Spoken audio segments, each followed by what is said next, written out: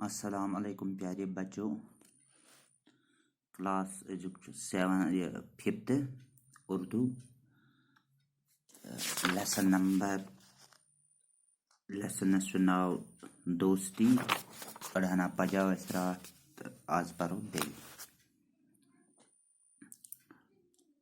بعد سب لڑکے مختلف اطراف میں سیر کو نکلے۔ کچھ لیدر نالے کے کنارے کی طرف چل پڑے، کچھ بازار کی جانب گئے اور کچھ لڑکے جنگل کی سیر کو گئے۔ احمد اور ندیم بھی جنگل کی طرف نکل پڑے۔ راستے میں اونچے اور گھنے پیڑ تھے۔ ارد گرد کا نظارہ بے حد خوبصورت اور دلکش تھا۔ احمد اور ندیم ایک دوسرے کا ہاتھ تھامے ساتھیوں کے پیچھے چھوڑ کر آگے نکل گئے۔ انہیں اس بات کا خیال ہی نہیں رہا کہ وہ گھنے درختوں اور جھاڑیوں میں سے گزرتے ہوئے بہت دور نکل گئے ہیں۔ اچانک انہیں ایک خوفناک آواز سنائی دی۔ جنگل کی خاموشی میں اس آواز نے دونوں کو ڈرا دیا۔ اتنے میں احمد کو تھوڑی ہی فاصلے پر ایک ریچھ نظر آیا۔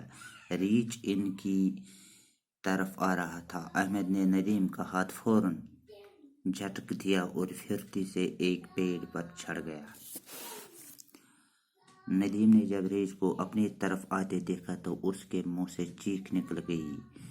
اس نے احمد کو پکارتے ہوئے کہا، احمد مجھے بچاؤ، مجھے پیڑ پر چڑھنا نہیں آتا۔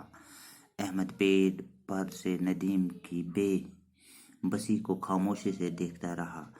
ندیم کو گھبراہٹ میں اور کچھ نہ سوجا، وہ زمین پر لیٹ گیا، آنکھیں بند کر کے اپنی سانسیں روک لی۔ ایسا لگ رہا تھا جیسے وہ مردہ ہو۔ ریچھ نے قریب آ کر ایک لمحے کے لیے اسے سونگا اور آگے بڑھ گیا۔ تھوڑی دیر کے بعد ندیم نے آدھ کھلی آنکھوں سے دیکھا کہ ریچھ جا چکا ہے۔ اس کی جان میں جان آئی۔ وہ کپڑے جھاڑتے ہوئے اٹھ کھڑا ہوا اور احمد کی طرف دیکھنے لگا۔ احمد کی بے وفائی سے اسے بہت دکھ ہوا۔ اسے یہ توقع نہیں تھی کہ احمد مصیبت کی گھڑی میں اسے اکیلا چھوڑ دے گا۔ احمد نے جب دیکھا کہ ریچھ جا چکا ہے تو وہ پیڑ سے نیچے اتر آیا اور ندیم سے کہنے لگا، شکر ہے کہ بچ گئے، لیکن یہ تو بتاؤ کہ ریچھ تمہارے کان میں کیا کہہ رہا تھا؟ ندیم مسکرا کر بولا، ریچھ مجھ سے کہہ رہا تھا کہ دوست وہی ہے جو مصیبت میں کام آئے۔